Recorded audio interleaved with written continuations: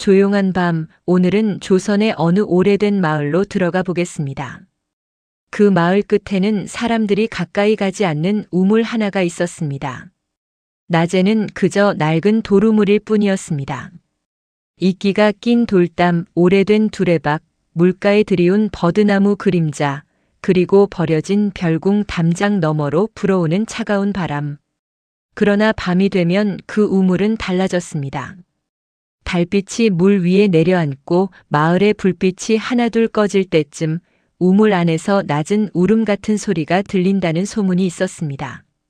사람들은 그것을 귀신 우물이라 불렀습니다. 하지만 정말 그 소리는 사람을 해치려는 귀신의 소리였을까요? 아니면 오래전 아무도 들어주지 않았던 한 여인의 억울함이 물속에 남아 밤마다 흘러나오는 것이었을까요? 오늘 이야기는 밤마다 우는 우물과 그 우물에 숨겨진 억울한 궁녀의 비밀에 관한 이야기입니다. 그날 밤 연화는 우물 앞에 홀로 서 있었습니다. 하늘에는 구름 사이로 희미한 달이 걸려 있었고 우물가 돌담에는 젖은 이끼가 은빛으로 빛나고 있었습니다. 바람은 세지 않았지만 우물 위의 물 한 개는 천천히 흔들렸습니다. 처음에는 바람 소리인 줄 알았습니다. 그 다음에는 버드나무 가지가 서로 스치는 소리라고 생각했습니다. 그러나 조금 더 귀를 기울이자 그것은 분명 사람의 울음처럼 들렸습니다. 길게 흐느끼는 소리도 아니고 비명을 지르는 소리도 아니었습니다. 목소리를 잃은 사람이 물속에서 아주 오래 참고 있던 숨을 조금씩 내보내는 듯한 소리였습니다. 연화는 두려워 뒤로 물러서려 했습니다. 바로 그때 우물물 위에 작은 물결이 생겼습니다. 그리고 그 물결 속에 궁녀의 옷자락처럼 보이는 희미한 그림자가 떠올랐습니다. 연화는 숨을 멈췄습니다. 우물 속 그림자는 사람의 형체를 하고 있었지만 무섭게 다가오지는 않았습니다. 흰 얼굴도 날카로운 눈도 피 묻은 손도 없었습니다. 그저 물 한 개처럼 희미하고 달빛처럼 차가우며 오래 울다 지친 사람처럼 슬퍼 보였습니다. 그림자는 우물가에 앉아 있는 듯 보이다가 다시 물결 속으로 흐려졌습니다. 그 순간 연화의 귓가에 아주 낮은 소리가 스쳤습니다. 제 이름을. 바람이 지나가며 소리를 삼켰습니다. 연화는 떨리는 목소리로 물었습니다. 누구십니까? 대답은 없었습니다. 다만 우물 속 물결이 다시 한번 둥글게 퍼졌고 돌담 아래 작은 틈에서 낡은 비녀 하나가 빛을 받았습니다. 연화는 천천히 몸을 낮추었습니다. 그 비녀는 오래된 궁중 물건처럼 보였습니다. 그리고 그 순간 그녀는 알 수 없는 마음에 사로잡혔습니다. 이 우물의 울음은 사람을 부르는 소리가 아니라 누군가 자신의 이름을 찾아 달라는 소리일지도 모른다고 말입니다. 이 이야기는 조선시대 궁녀의 삶과 궁중 여성의 낮은 지위, 별궁과 후원에 얽힌 민간 전설, 억울한 누명과 침묵 속에 사라진 여성들의 사연, 그리고 죽은 이의 한을 풀어주는 조선의 정서적 세계관을 바탕으로 재구성한 역사 감성 스토리텔링입니다. 일부 인물과 장면, 대사, 사건 전개는 몰입을 위해 각색되었습니다. 이야기의 중심은 무서운 귀신이 아닙니다. 사람을 놀라게 하거나 해치려는 존재도 아닙니다. 오래전 이름도 제대로 남기지 못하고 억울하게 사라진 한 궁녀의 사연을 밝혀주는 이야기입니다. 조선의 우물 전설에는 물과 기억, 기다림과 한이 함께 담긴 경우가 많았습니다. 사람들은 이해할 수 없는 소리를 귀신이라 불렀지만 때로 그 소리의 밑바닥에는 누군가의 억울한 삶이 숨어 있었습니다. 이제 이야기는 연화가 살던 작은 마을과 그 마을 사람들이 두려워하던 우물에서 시작됩니다. 연화가 살던 마을은 큰 고을에서 조금 떨어진 곳에 있었습니다. 논과 밭이 이어지고 낮에는 아이들이 냇가에서 뛰어놀며 저녁이면 굴뚝마다 연기가 올라오는 평범한 마을이었습니다. 그러나 마을 사람들에게는 오래 피하는 장소가 하나 있었습니다. 바로 마을 끝 버려진 별궁 옆 우물이었습니다. 그 별궁은 오래전 어느 왕실 여인이 병을 피해 머물렀다는 곳이었지만 지금은 담장 일부가 무너지고 기와마다 풀이 자라 있었습니다. 별궁의 문은 굳게 닫혀 있었고 관리하는 사람도 거의 없었습니다. 그 옆 우물은 물이 맑다고 알려졌지만 아무도 그 물을 길어 마시지 않았습니다. 이유는 하나였습니다. 밤마다 운다는 소문 때문이었습니다. 바람이 없는 밤에도 우물가에서는 흐느낌 같은 소리가 들렸고 달이 밝은 날에는 물 위에 하얀 옷자락이 비친다고 했습니다. 사람들은 그 우물을 두려워했습니다. 아이들이 가까이 가려 하면 어른들은 손목을 잡아 끌었습니다. 해가 지면 그 길로 다니지 말라. 우는 우물에 귀를 기울이면 혼이 약해진다. 어떤 이는 그곳에서 궁녀 귀신을 보았다고 했고 어떤 이는 물속에서 여인의 손이 올라오는 것을 보았다고 했습니다. 하지만 그 말들은 늘 조금씩 달랐습니다. 누구는 붉은 치마를 보았다 했고 누구는 흰 소복을 보았다 했으며 누구는 그냥 물소리였다고 했습니다. 연화는 그런 말을 다 믿지는 않았습니다. 그러나 완전히 무시하지도 못했습니다. 소문이 오래 이어진다는 것은 그곳에 사람들이 말하지 못하는 어떤 기억이 남아있다는 뜻일 수 있었기 때문입니다. 연화는 남편을 일찍 잃고 혼자 살았습니다.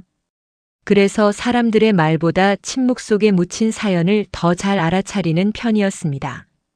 그 우물에 대해 가장 오래된 이야기를 알고 있는 사람은 마을의 노파 만월이었습니다. 만월은 허리가 굽고 눈은 흐렸지만 기억만은 이상할 정도로 또렷한 사람이었습니다.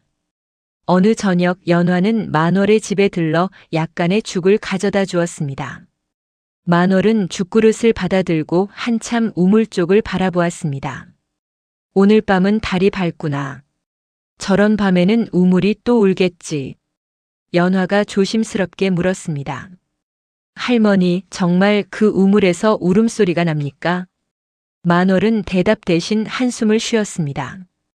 사람들은 귀신이라 하지. 하지만 내가 들은 것은 귀신의 울음이라기보다 억울한 사람이 끝내 삼키지 못한 말 같았다. 연화는 가만히 앉았습니다. 만월의 목소리에는 두려움보다 미안함이 더 많았습니다. 그 우물에 무슨 일이 있었습니까? 만월은 오래 망설이다가 입을 열었습니다. 아주 오래전 별궁에 궁녀 하나가 있었다. 만월의 말에 따르면 그 궁녀의 이름은 소담이었습니다. 소담은 별궁에서 심부름과 바느질, 약탕기 관리 같은 일을 맡았다고 했습니다. 신분이 높지는 않았지만 손끝이 야무지고 말수가 적어 별궁 안에서 조용히 제 일을 하던 궁녀였습니다.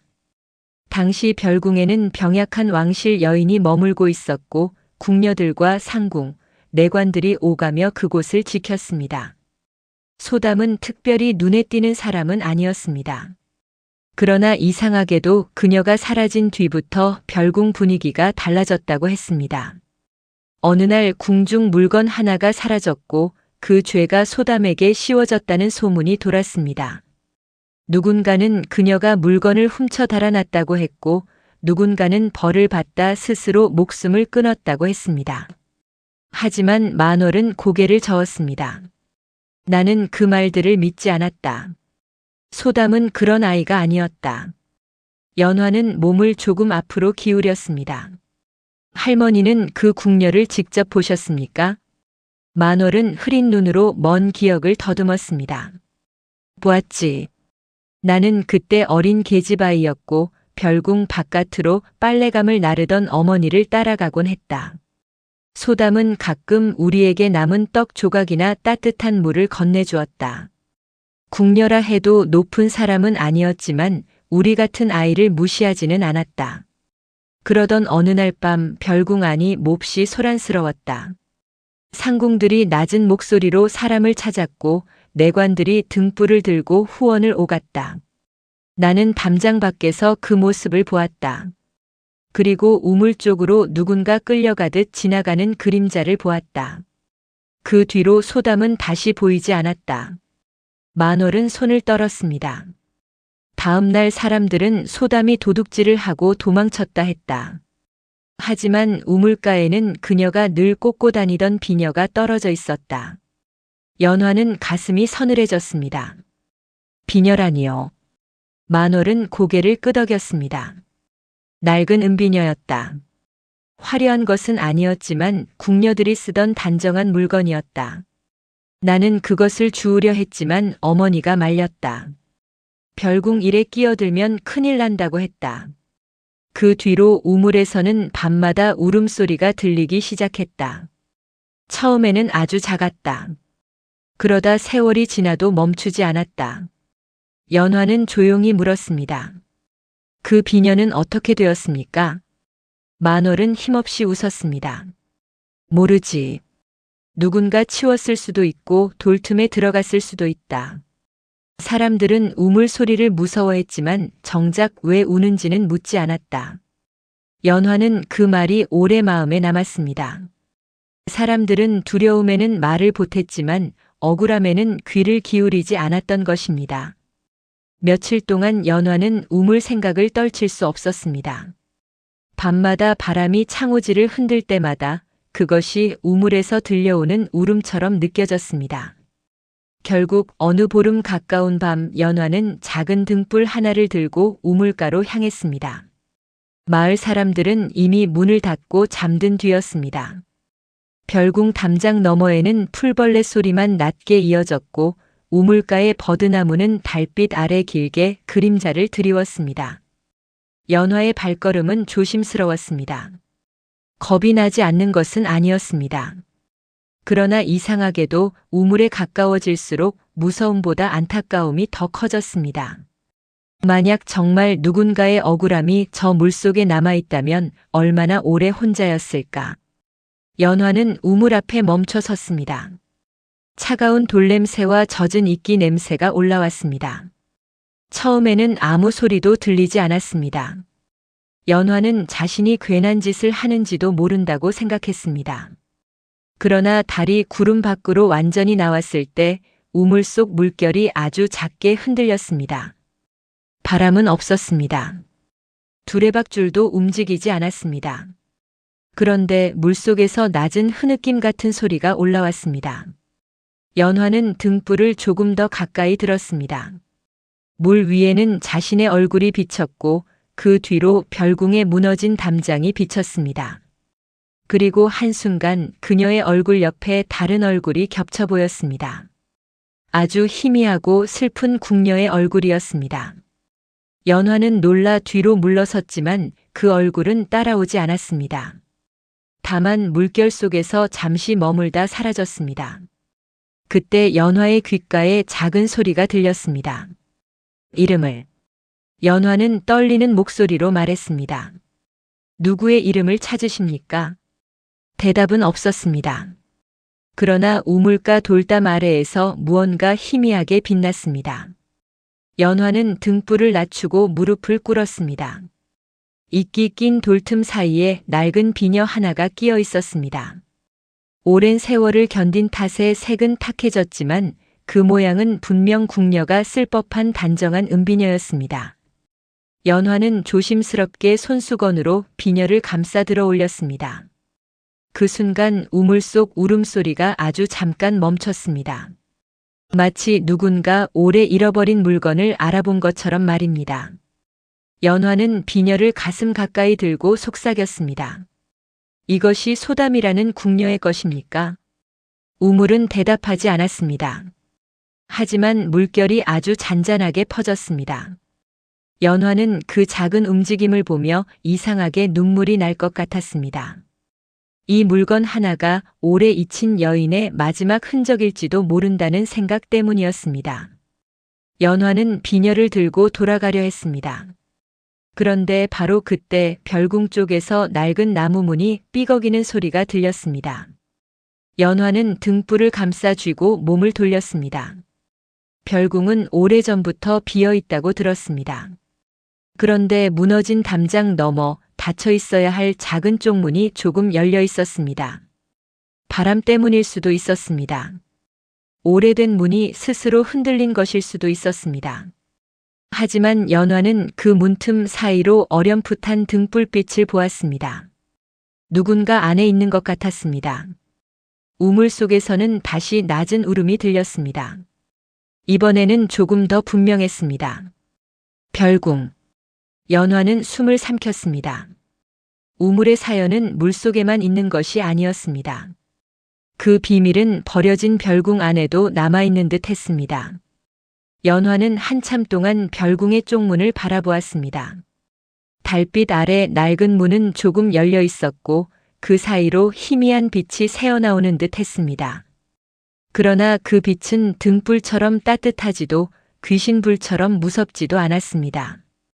오래된 종이에 남은 희미한 먹자국처럼 있는 듯 없는 듯 흔들리는 빛이었습니다. 연화는 비녀를 품에 넣고 천천히 걸음을 옮겼습니다. 발밑에 풀잎이 젖어 있어 치마 끝이 차가워졌습니다. 쪽문 가까이 다가가자 안쪽에서 오래 닫혀있던 나무 냄새와 젖은 흙 냄새가 섞여 올라왔습니다. 연화는 문고리에 손을 대기 전 잠시 멈췄습니다. 이 안에 정말 누군가 있는 것일까? 아니면 우물이 자신에게 오래된 기억을 보여주고 있는 것일까? 바로 그때 쪽문 안쪽에서 낮은 여인의 숨결 같은 소리가 들렸습니다. 늦었습니다. 연화는 놀라 손을 거두었습니다. 늦었다니 무엇이 늦었다는 말일까요? 대답은 들리지 않았습니다. 연화는 조심스럽게 문을 밀었습니다. 별궁 앞마당은 생각보다 넓었습니다. 그러나 사람의 손길이 끊긴 지 오래되어 마당에는 잡초가 무성했고 처마 밑에는 마른 잎이 쌓여 있었습니다. 낮은 전각 하나는 문살이 기울어져 있었고 작은 약방으로 쓰였을 법한 방에는 깨진 약탕기 조각이 남아 있었습니다. 연화는 등불을 들어 주변을 살폈습니다. 사람의 발자국은 없었습니다.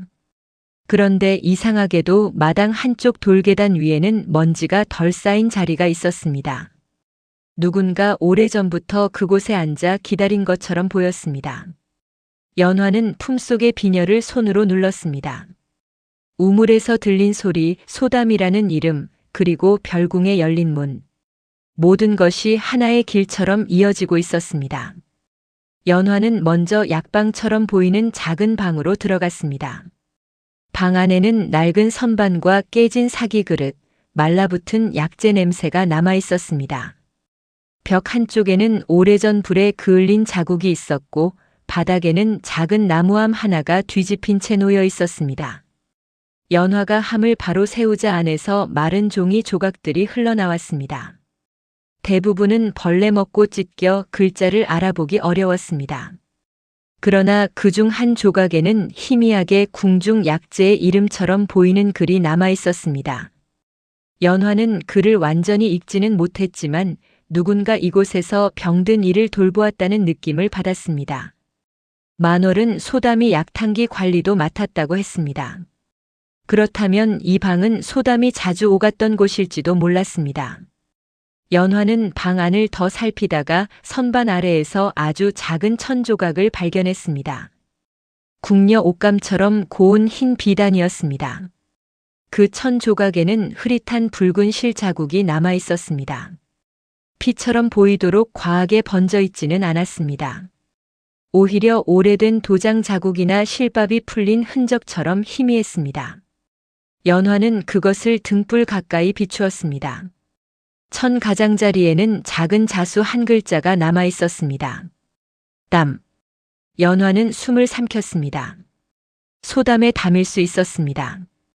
궁녀들이 자기 물건에 작게 표시를 남기던 습관일 수도 있었습니다. 그녀는 비녀와 천 조각을 함께 손수건에 감쌌습니다. 그때 마당 쪽에서 바람이 불어와 방 안의 낡은 종이들이 바스락거렸습니다. 연화는 뒤를 돌아보았습니다. 문 밖에는 아무도 없었습니다. 그러나 달빛이 비친 마당 끝에 누군가 서 있는 듯한 그림자가 아주 잠깐 보였습니다. 궁녀의 옷자락처럼 길고 조용한 그림자였습니다. 무섭다기보다 길을 알려주는 듯 했습니다. 연화는 그 그림자가 사라진 방향으로 천천히 걸어갔습니다. 마당 끝에는 작은 전각이 있었습니다. 문은 반쯤 닫혀 있었고 문고리에는 오래된 실끈이 감겨 있었습니다. 연화가 실끈을 풀자 먼지가 가볍게 떨어졌습니다. 방 안에는 낡은 병풍과 낮은 책상, 비어있는 서랍장이 있었습니다. 누군가 급히 떠난 것처럼 보였지만 동시에 누군가 일부러 흔적을 지운 듯한 느낌도 들었습니다. 연화는 책상 아래를 살폈습니다. 그곳에는 손바닥만 한 나무패가 떨어져 있었습니다. 글자는 흐려졌지만 별궁 출입에 쓰던 표식 같았습니다. 그 아래에는 작은 종이 뭉치가 끼어 있었습니다. 연화는 조심스럽게 종이를 꺼냈습니다. 종이는 습기를 먹어 얇게 들러붙어 있었지만 접힌 안쪽에는 몇 글자가 남아 있었습니다. 소담은 훔치지 않았다. 연화의 손이 멈췄습니다. 그 문장은 짧았지만 무거웠습니다. 소담은 훔치지 않았다. 누가 쓴 것인지는 알 수 없었습니다. 글씨는 급하게 쓴 듯 삐뚤었고 먹이 번져 있었습니다. 하지만 누군가는 분명 알고 있었던 것입니다. 소담이 도둑이 아니라는 것을. 연화는 종이를 조심스럽게 말렸습니다. 이 짧은 문장 하나가 우물의 울음보다 더 크게 마음을 울렸습니다. 사람들은 소담이 훔쳐 달아났다고 믿었습니다. 하지만 누군가는 진실을 알고도 말하지 못했습니다. 아니, 말하려 했지만 끝내 묻힌 것인지도 몰랐습니다. 연화는 방 안에 앉아 한참 동안 생각했습니다. 소담이 훔치지 않았다면 누가 훔쳤을까요? 그리고 왜 소담이 그 죄를 뒤집어 써야 했을까요? 그때 방 밖에서 아주 낮은 발소리가 들렸습니다. 연화는 등불을 낮추고 숨을 죽였습니다. 문 밖에 선 사람은 귀신이 아니었습니다. 마른 체형의 늙은 남자였습니다. 회색빛 낡은 옷을 입고 있었고 걸음은 느렸지만 눈빛은 매우 조심스러웠습니다. 그는 연화를 보고도 크게 놀라지 않았습니다.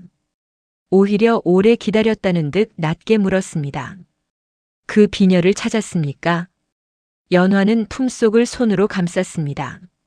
어르신은 누구십니까? 남자는 잠시 침묵하다가 대답했습니다. 오래전 이 별궁에 드나들던 내관 허진이라 하오. 지금은 늙어 아무도 찾지 않는 사람이 되었지. 연화는 경계하며 물었습니다. 왜 이 밤에 이곳에 계십니까? 허진은 무너진 전각을 바라보았습니다. 해마다 이맘때가 되면 이곳에 옵니다. 우물이 울기 시작한 날이 가까워지면 마음이 편치 않아서. 연화는 조용히 물었습니다. 소담이라는 궁녀를 아십니까? 허진의 얼굴이 굳었습니다. 그는 곧바로 대답하지 않았습니다. 대신 방 안에 놓인 낡은 책상과 열린 서랍장을 바라보았습니다. 이제 와서 그 이름을 누가 묻는단 말이오. 연화는 비녀와 천조각 그리고 짧은 기록문을 꺼냈습니다. 우물가에서 비녀를 찾았습니다. 이 방에서는 소담은 훔치지 않았다는 글도 찾았습니다. 어르신이 알고 계신 것이 있다면 말씀해 주십시오. 허진은 손을 떨며 종이를 바라보았습니다. 한참 뒤 그는 낮게 말했습니다. 너무 오래된 일입니다. 말한다고 해서 죽은 사람이 돌아오지는 않소. 연화는 조용히 대답했습니다. 돌아오지는 못해도 도둑이라는 이름으로 남지 않게 할 수는 있습니다. 그 말에 허진의 눈빛이 흔들렸습니다. 오래전 자신이 하지 못했던 말을 누군가 대신 하고 있는 듯 했기 때문입니다. 허진은 천천히 입을 열었습니다. 소담은 조용한 아이였소. 별궁에서 가장 낮은 일부터 맡았지만 한 번도 불평하는 것을 보지 못했지. 병약한 왕실 여인의 약탕기를 살피고 상궁들이 시키는 바느질을 하고 밤늦게까지 등잔 기름을 채웠소. 귀한 물건을 탐낼 아이가 아니었소. 오히려 남은 떡 한 조각도 밖의 아이들에게 나눠주곤 했지. 연화는 만월의 말과 같은 기억이 나오자 마음이 더 무거워졌습니다. 허진은 이어 말했습니다. 그의 별궁 안에는 분위기가 좋지 않았소. 왕실 여인의 병세가 깊어졌고 궁에서 내려온 물건들이 자주 오갔지. 그 중에는 작은 옥장식 하나가 있었소. 화려한 물건은 아니었지만 왕실에서 내려온 표식이 있는 물건이라 잃어버리면 큰일이었지. 어느 날 그 옥장식이 사라졌소. 그리고 그 죄가 소담에게 씌워졌소. 연화는 물었습니다. 왜 하필 소담이었습니까? 허진은 고개를 숙였습니다. 가장 낮은 자리의 궁녀였기 때문이요. 힘없는 사람에게 죄를 씌우는 일은 늘 가장 쉬웠지. 게다가 소담은 그날 밤 약방과 내전 사이를 오간 것이 확인되었소. 약탕기를 가져가고 다시 빈 그릇을 들고 나오는 모습을 여러 사람이 보았지. 그 사이 옥장식이 사라졌다고 했소. 연화는 조용히 물었습니다. 정말 그 사이에 훔칠 수 있었습니까? 허진은 고개를 저었습니다. 그럴 틈이 없었소. 내가 보았소. 소담은 약탕기를 들고 나오며 울고 있었소.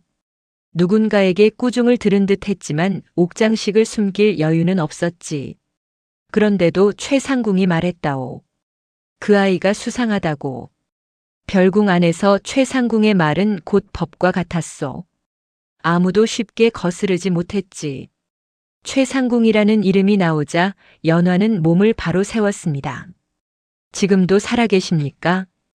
허진은 한숨을 쉬었습니다. 살아있소. 궁을 떠난 뒤 근처 암자의 몸을 의탁하고 있다고 들었소. 나이가 많아졌고 말을 아낀다 하오. 연화는 물었습니다. 그분이 진실을 알고 계실까요? 허진은 눈을 감았습니다. 알고 있을 것이요.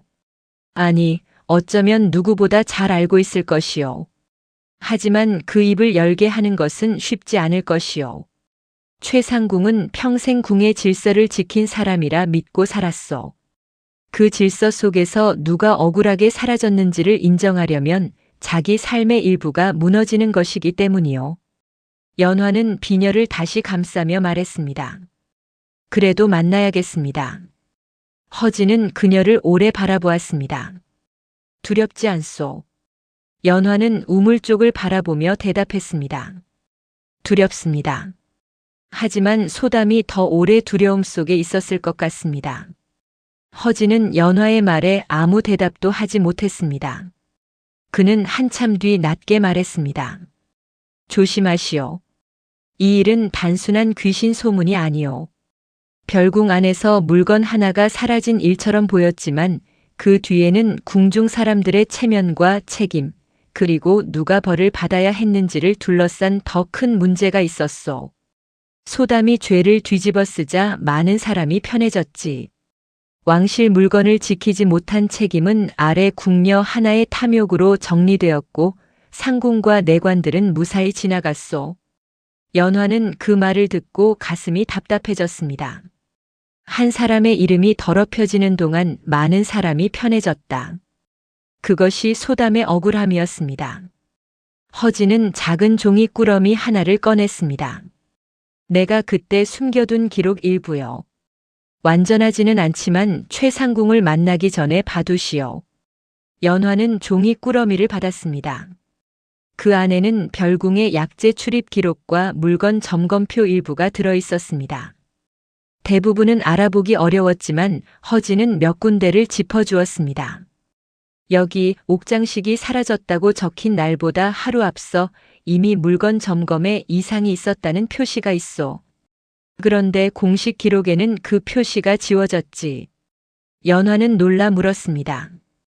그러면 소담이 마지막으로 오가기 전부터 이미 문제가 있었다는 뜻입니까? 허진은 고개를 끄덕였습니다. 그렇소.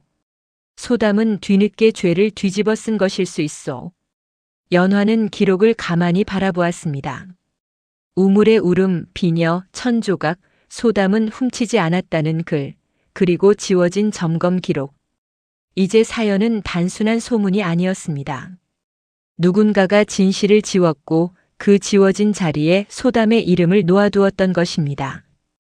연화는 허진에게 물었습니다. 최상궁은 어디에 계십니까?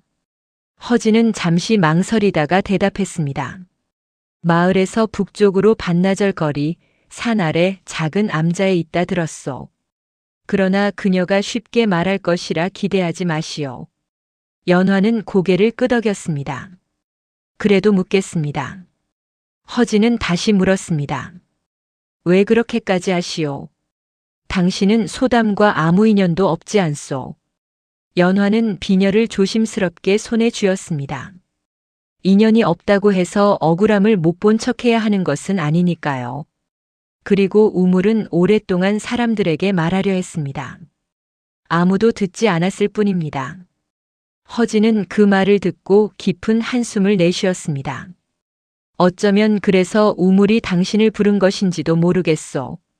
연화는 별궁을 나서기 전 우물 쪽을 다시 바라보았습니다. 울음소리는 아주 작아져 있었습니다. 연화는 다시 우물 앞으로 돌아왔습니다. 달은 서쪽으로 기울고 있었고 물안개는 처음보다 옅어져 있었습니다. 연화는 우물가에 비녀를 잠시 내려놓고 조용히 말했습니다. 소담이라는 이름이 맞다면 제가 알아보겠습니다. 누가 당신을 도둑이라 불렀는지, 왜 당신이 사라져야 했는지 가능한 만큼 찾아보겠습니다. 우물 속에서는 아무 소리도 들리지 않았습니다. 그러나 물 위에 작은 물결이 부드럽게 퍼졌습니다.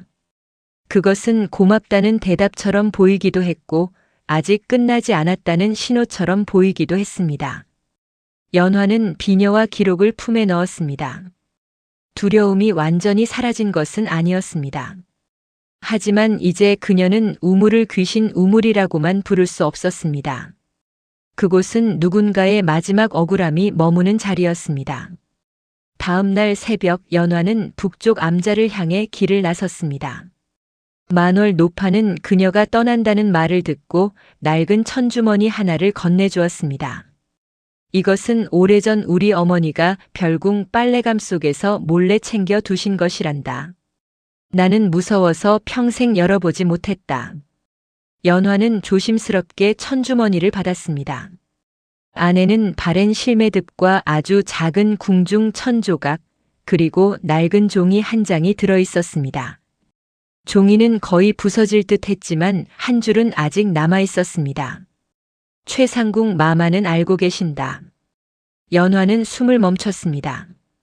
이제 모든 길은 최상궁에게 이어지고 있었습니다. 우물은 울고 별궁은 숨기고 살아있는 사람들은 침묵했습니다.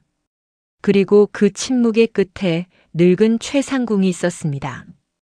북쪽 암자는 마을에서 반나절쯤 떨어진 산 아래에 있었습니다. 연화는 아침 안개가 걷히기도 전에 길을 나섰습니다.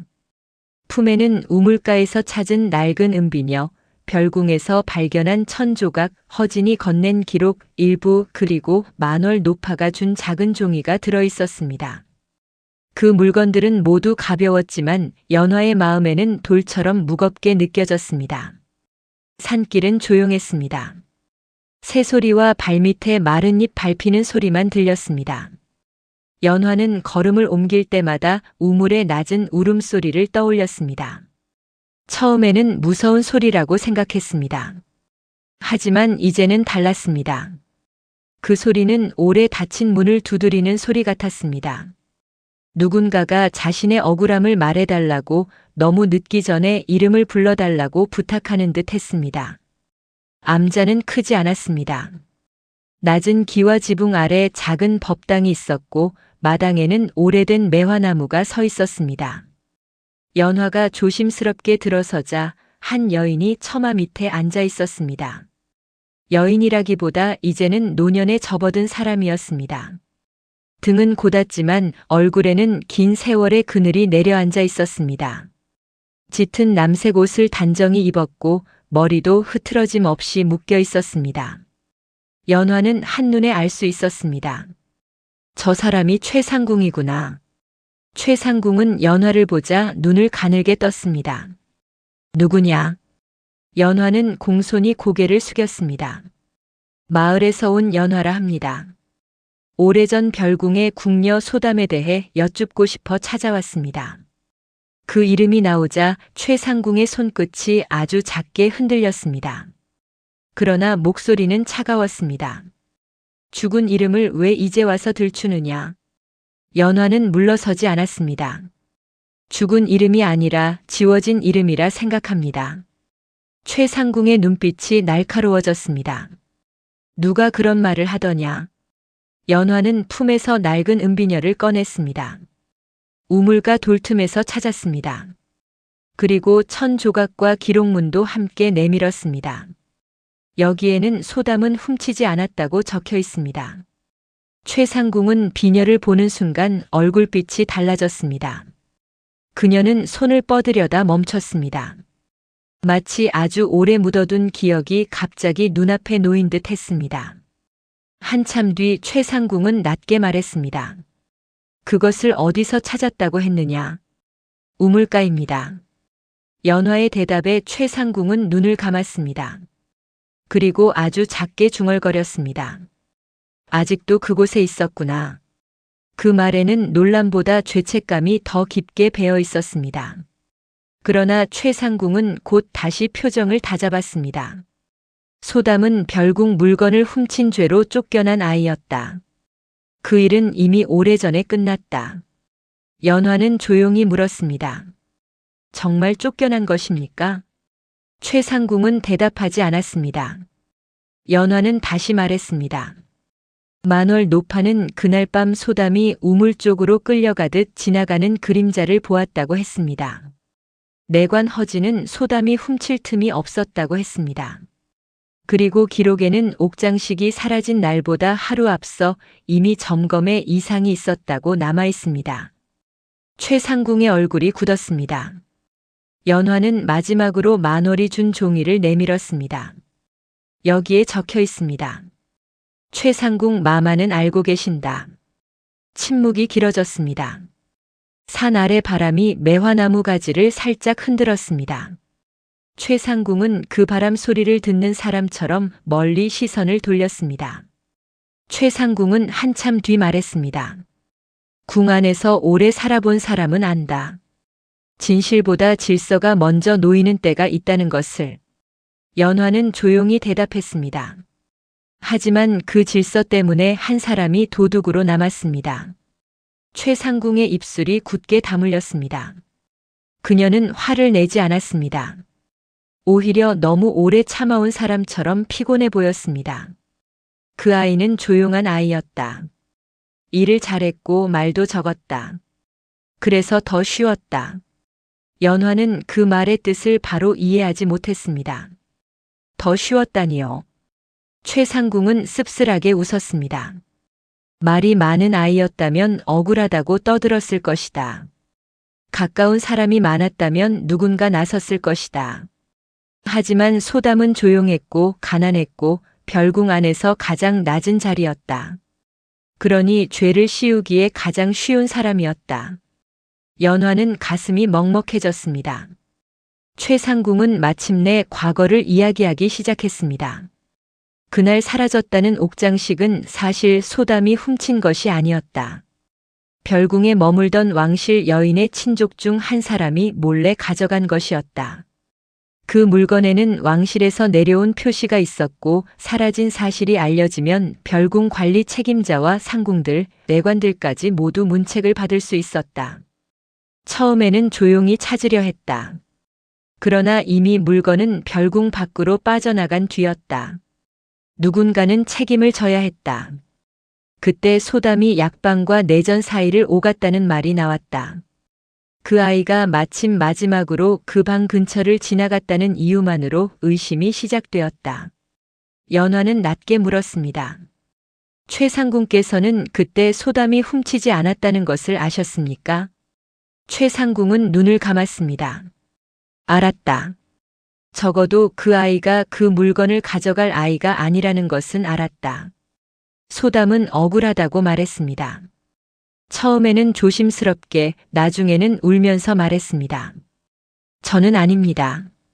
저는 그 물건을 본 적도 없습니다.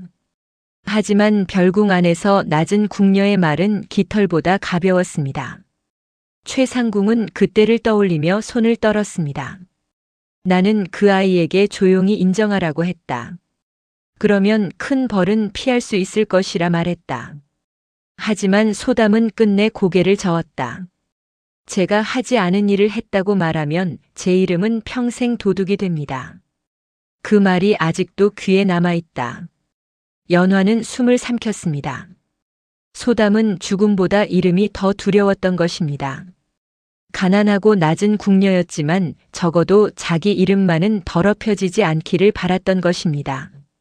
최상궁은 낮게 말했습니다. 그때 나는 그 아이의 말을 막았다. 질서를 지켜야 한다고 생각했다. 그날 밤 별궁 안은 몹시 어수선했습니다. 궁에서 문책이 내려올까 모두 두려워했고 왕실 여인의 병세도 좋지 않았습니다. 최상궁은 소담을 따로 불러 다시 물었습니다. 내가 가져간 것이 아니냐? 소담은 울면서 아니라고 했습니다. 그러자 다른 상궁 하나가 말했습니다. 이 아이가 끝까지 인정하지 않으면 일이 커집니다. 바깥으로 나가 말이라도 퍼뜨리면 어찌합니까? 누군가는 소담을 잠시 가두어 두자고 했고 누군가는 조용히 내보내자고 했습니다. 그러나 이미 소담의 이름은 도둑이라는 말과 함께 별궁 안에 퍼지고 있었습니다. 소담은 자신이 어떤 말로도 벗어날 수 없다는 것을 깨달았을 것입니다. 최상궁은 그 밤을 또렷이 기억했습니다. 소담이 마지막으로 자신을 바라보며 말했습니다. 마마, 제가 아니라는 것을 아시지 않습니까? 최상궁은 그 말을 들은 뒤에도 대답하지 못했습니다. 그것이 그녀의 평생 가장 큰 죄책감이 되었습니다. 소담은 그날 밤 별궁 뒤편으로 끌려간 것이 아니었습니다. 적어도 처음에는 스스로 걸어 나갔습니다. 그러나 곁에는 그녀를 감시하던 궁녀와 내관이 있었습니다. 그녀는 우물가에서 멈춰 섰고 다시 한번 억울하다고 말했다고 합니다. 하지만 누구도 그 말을 들어주지 않았습니다. 그 뒤 정확히 무슨 일이 있었는지는 최상궁도 직접 보지 못했습니다. 다만 새벽이 되기 전 우물가가 소란스러웠고 소담은 사라졌습니다. 누군가는 달아났다고 했습니다. 누군가는 스스로 몸을 던졌다고 했습니다. 그러나 최상궁은 말했습니다. 나는 안다. 그 아이가 도망친 것이 아니었다는 것을. 그 아이는 그곳에서 끝났고 우리는 모두 그 사실을 덮었다. 연화는 눈을 감았습니다. 무서운 이야기가 아니었습니다.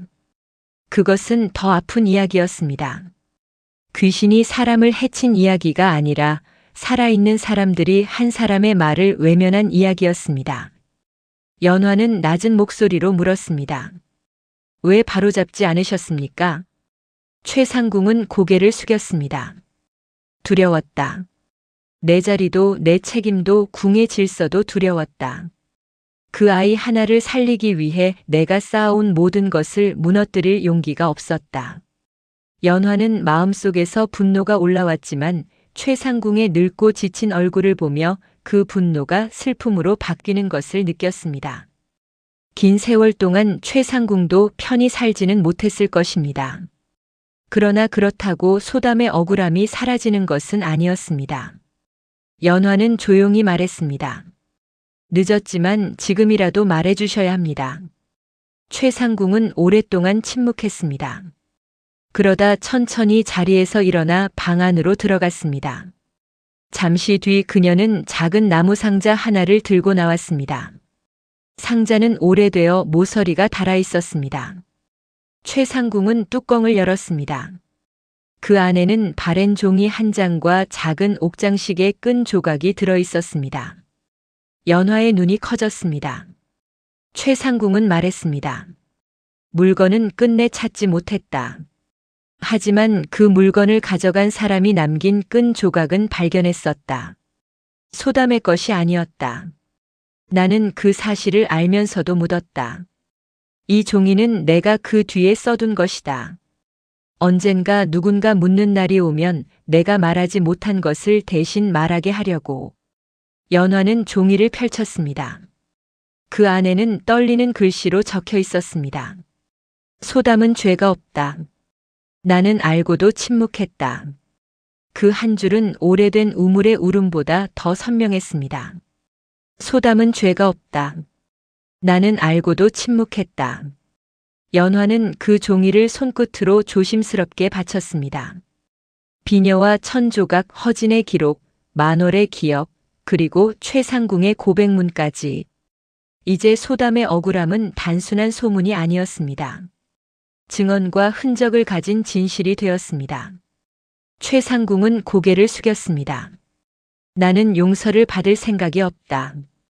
다만 그 아이가 도둑으로 남지 않았으면 한다. 연화는 말했다.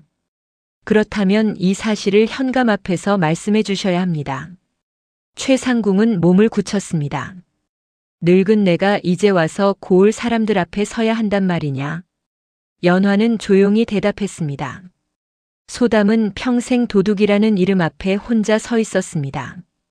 이제는 그 이름을 씻어줄 사람이 서야 합니다. 연화는 최상궁과 함께 고을 관하로 향했습니다. 허진도 뒤늦게 합류했습니다. 만월 노파는 몸이 약해 함께 가지 못했지만 자신이 본 것을 적어달라며 떨리는 목소리로 증언을 남겼습니다. 고을의 현감 정현감은 처음에 이 일을 탐탁지 않게 여겼습니다. 우는 우물이라니 궁녀의 한이라니 백성들이 미신에 휘둘리면 고을이 어수선해질 뿐이라고 생각했습니다.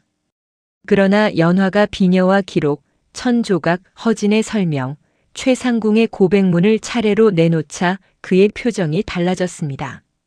그는 문서를 오래 살피고 최상궁을 바라보았습니다. 이것이 사실입니까? 최상궁은 고개를 숙였습니다. 사실입니다. 오래전 별궁의 궁녀 소담은 도둑이 아니었습니다. 그 아이는 억울하게 누명을 썼고 우리는 침묵했습니다. 정현감은 한동안 아무 말도 하지 않았습니다. 그는 우물 소문을 단순한 민간 괴담으로 여겨왔습니다. 밤에 물소리가 난다, 궁녀 귀신이 운다. 그런 말들은 백성들의 두려움이 만들어낸 이야기라고 생각했습니다. 그러나 지금 그의 앞에는 두려움이 아니라 억울함의 흔적이 놓여 있었습니다. 낡은 비녀, 조각난 기록, 늙은 사람들의 증언, 그리고 침묵을 고백한 상궁의 글. 정현감은 낮게 말했습니다.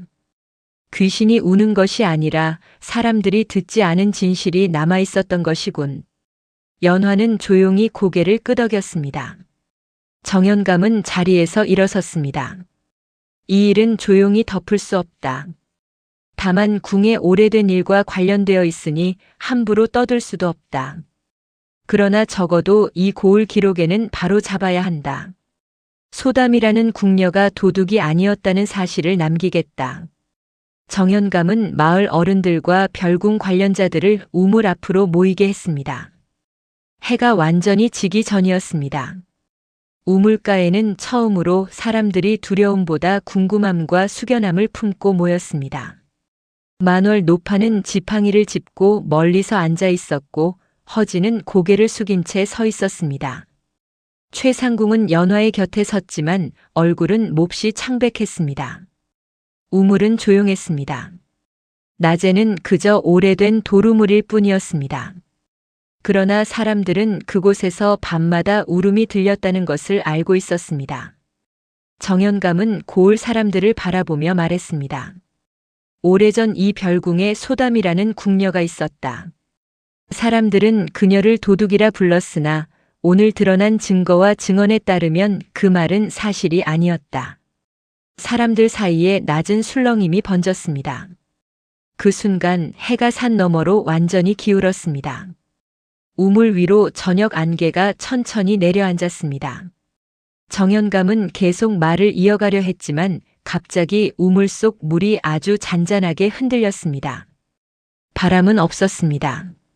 사람들은 숨을 죽였습니다. 예전 같았으면 모두 달아났을지도 모릅니다. 그러나 이번에는 아무도 움직이지 않았습니다.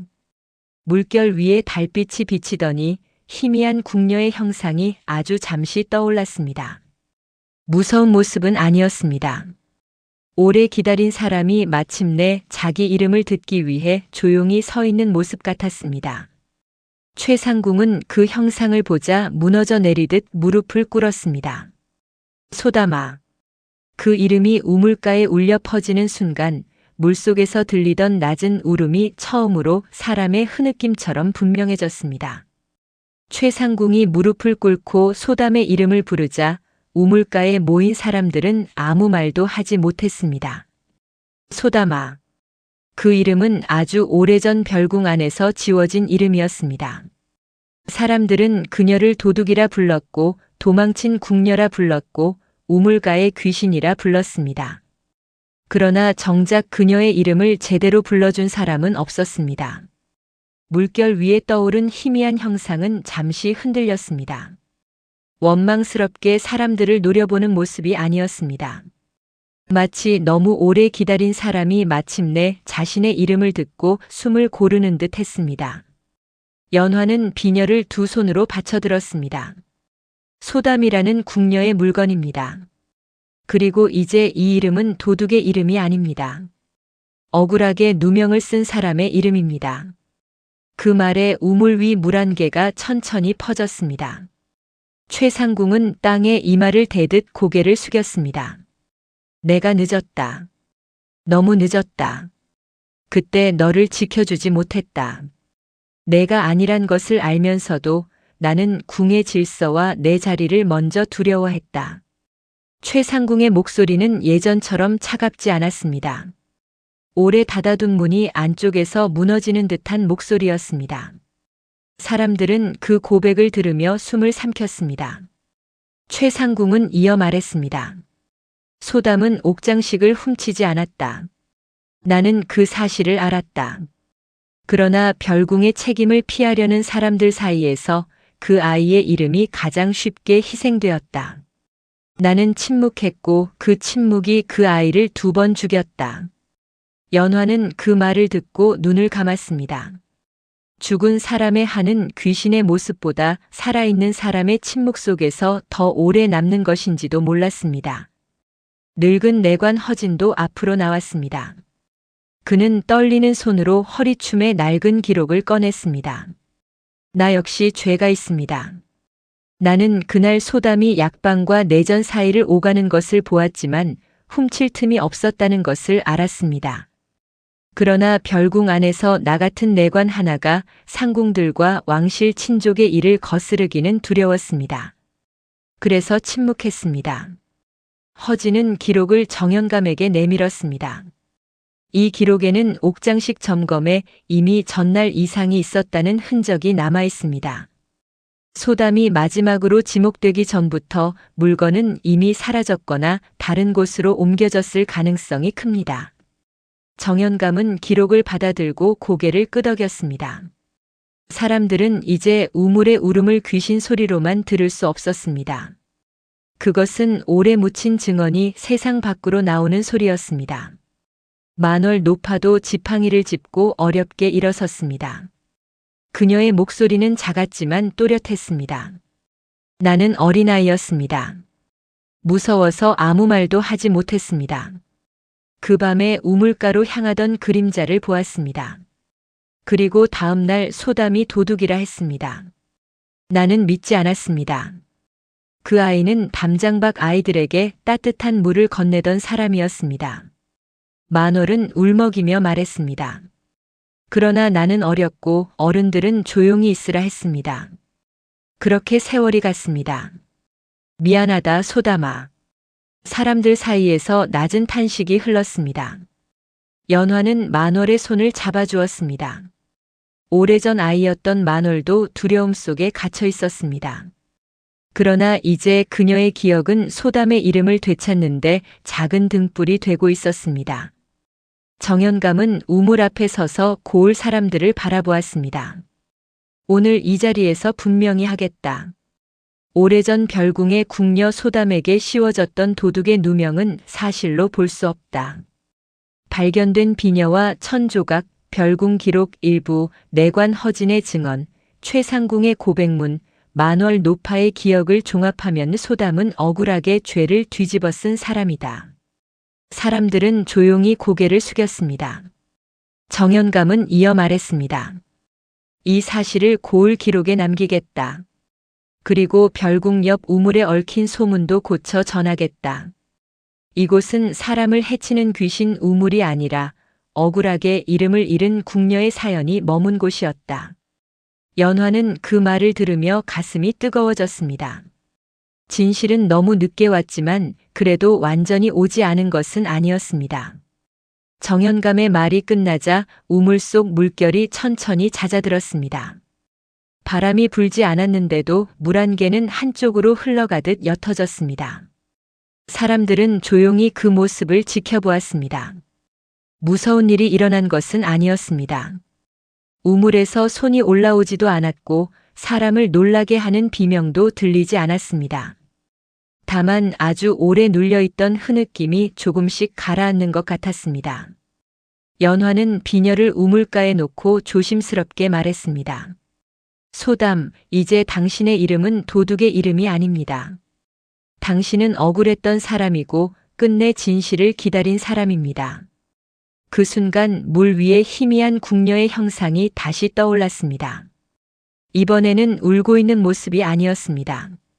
슬픔은 남아있었지만 아주 조금 평온해 보였습니다.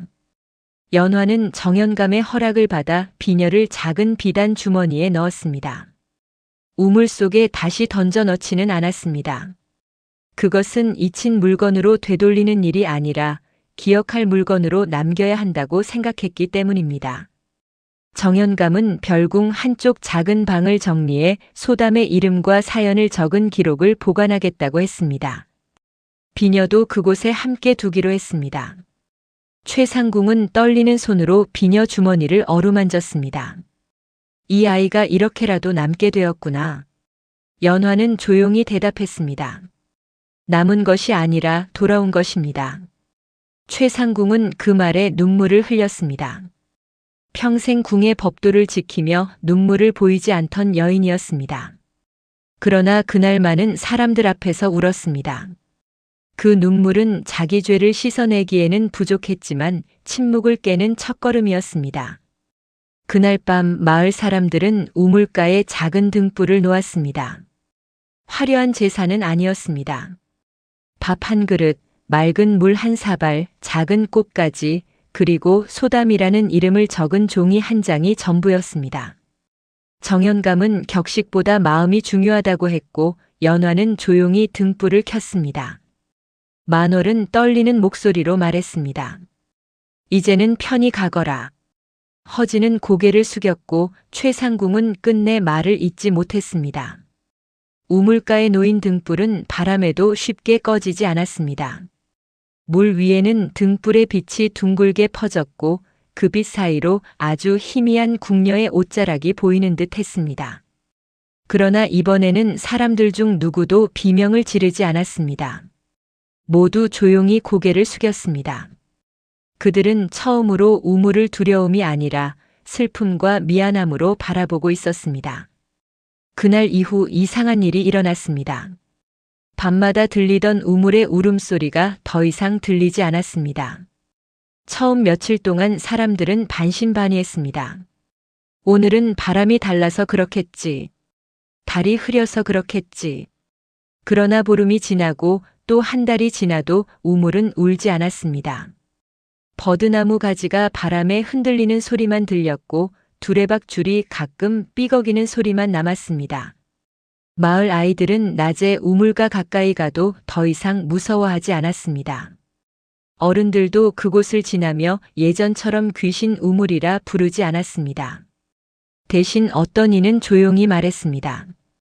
저곳은 소담의 우물이다. 그 말은 전과 달랐습니다. 무서워서 붙인 이름이 아니라 기억하기 위해 붙인 이름이었습니다. 최상궁은 암자로 돌아가기 전 연화를 찾아왔습니다. 그녀는 오래 접어둔 종이 한 장을 건넸습니다. 이것은 내가 다시 쓴 고백문이다. 관아 기록에 남길 것과 별도로 소담에게 직접 사죄하는 글이다. 연화는 그 종이를 받으며 말했습니다. 제가 대신 전해드릴 수는 있지만 용서를 정할 수는 없습니다. 최상궁은 고개를 끄덕였습니다. 안다. 용서를 바라고 쓴 것이 아니다. 더는 침묵하지 않기 위해 쓴 것이다. 그녀는 우물 쪽을 바라보았습니다. 나는 궁의 질서를 지킨다며 살았지만 그 질서가 약한 사람 하나를 삼킬 때 아무것도 하지 못했다. 그것이 내 죄다. 연화는 최상궁의 늙은 얼굴을 바라보았습니다. 죄는 사라지지 않지만 고백은 누군가의 이름을 되살릴 수 있습니다. 최상궁은 그 말에 조용히 눈을 감았습니다. 허진은 남은 기록들을 정리해 정현감에게 넘겼습니다. 그는 더 이상 별궁에 몰래 드나들지 않았습니다. 대신 관아에서 부르면 자신이 기억하는 일을 차분히 말했습니다. 처음에는 목소리가 자주 떨렸지만 시간이 지나며 조금씩 또렷해졌습니다. 그는 연화에게 말했습니다. 나는 평생 그 우물 소리를 피하며 살았소. 밤이면 귀를 막았고 별궁 근처를 지나지 않았소. 그러나 지금 생각하면 그 소리는 나를 벌하려던 것이 아니라 깨우려던 것이었을지도 모르오. 연화는 고개를 끄덕였습니다. 사람은 오래 침묵하면 자기 마음의 소리도 두려워하게 됩니다. 허진은 쓴웃음을 지었습니다. 이제라도 들었으니 다행이라 해야겠지. 그는 우물 앞에서 한 번 더 절했습니다. 소담에게 하는 늦은 사과였습니다. 연화의 삶도 조금 달라졌습니다. 그녀는 여전히 조용한 마을 여인이었고 큰 벼슬도 재물도 얻지 않았습니다. 그러나 마을 사람들은 연화를 다르게 보기 시작했습니다. 귀신 우물에 홀린 여인이라 수군거리던 사람들도 이제는 그녀가 오래 묻힌 억울함을 밝혀낸 사람임을 알았습니다. 누군가 집안의 억울한 사연이나 오래된 소문을 이야기할 때면 사람들은 연화에게 조심스럽게 물었습니다. 이 일도 혹시 그냥 소문이 아닐까요? 연화는 늘 같은 말을 했습니다. 소문은 무서워하기 전에 먼저 들어보아야 합니다. 그 안에 사람이 있을지도 모릅니다. 그녀는 우물 앞을 지날 때마다 잠시 걸음을 멈추었습니다. 더 이상 울음소리는 들리지 않았지만 그 침묵은 비어있는 침묵이 아니었습니다. 이름을 되찾은 뒤에 편안한 침묵이었습니다. 오늘의 이야기는 조선시대 궁녀의 삶과 궁중 여성의 낮은 지위, 별궁과 후원에 얽힌 민간 전설, 억울한 누명과 침묵 속에 사라진 여성들의 사연, 그리고 죽은 이의 한을 풀어주는 조선의 정서적 세계관을 바탕으로 재구성한 역사 감성 스토리텔링입니다. 이야기 속 인물과 사건은 몰입을 위해 각색되었지만 그 안에는 중요한 역사문화적 주제가 담겨 있습니다. 궁녀는 궁궐 안에서 왕실을 가까이 모시는 존재였지만 동시에 엄격한 위계와 규율 속에서 자신의 목소리를 내기 어려운 위치에 놓이기도 했습니다. 또한 우물이나 별궁, 후원 같은 공간은 오래된 기억과 소문이 쌓이며 민간 전설의 배경이 되곤 했습니다. 이 이야기에서 우물의 울음은 공포의 장치가 아니라 기록되지 못한 한 사람의 억울함이 사람들에게 들리기 시작한 상징입니다. 훗날 마을 사람들은 그 우물을 더 이상 귀신 우물이라 부르지 않았습니다. 소담의 우물이라 불렀습니다. 봄이 오면 우물가 버드나무에는 새잎이 돋았고 여름이면 아이들이 멀찍이 앉아 물소리를 들었습니다. 밤이 되어 달빛이 물 위에 내려앉아도 사람들은 예전처럼 문을 걸어 잠그지 않았습니다. 누군가는 조용히 등불 하나를 놓고 갔고 누군가는 이름 없이 사라진 사람들을 위해 짧은 기도를 올렸습니다. 연화는 가끔 우물 앞에 서서 말했습니다. 소담, 이제 당신의 이름은 여기에 남아 있습니다. 그러면 물은 아주 조용히 달빛을 흔들 뿐이었습니다. 무서운 울음은 사라지고 대신 오래된 슬픔이 편안한 기억으로 바뀌어 있었습니다. 오늘 이야기는 여기서 마치겠습니다. 다음에도 조선의 마을과 궁궐 사람들의 억울함과 진실이 담긴 야담을 차분히 들려드리겠습니다.